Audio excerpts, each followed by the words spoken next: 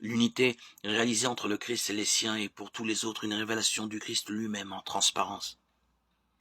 Quand cette communion est devenue réelle, profonde, totale, autant que ce monde peut la comporter, le disciple du Christ, le chrétien, le saint, pour employer le mot qui est à la fois de l'écriture et de l'usage, commence à rayonner le Christ.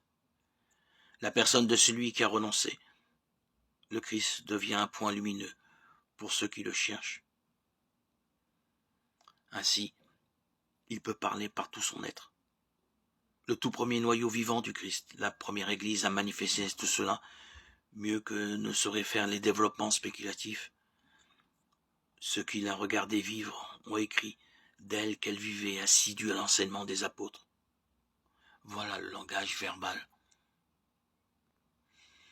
À la fraction du pain et à la prière. Voilà le langage sacramentel. À la communion fraternelle. Voilà le langage de la vie. Acte 2, 42.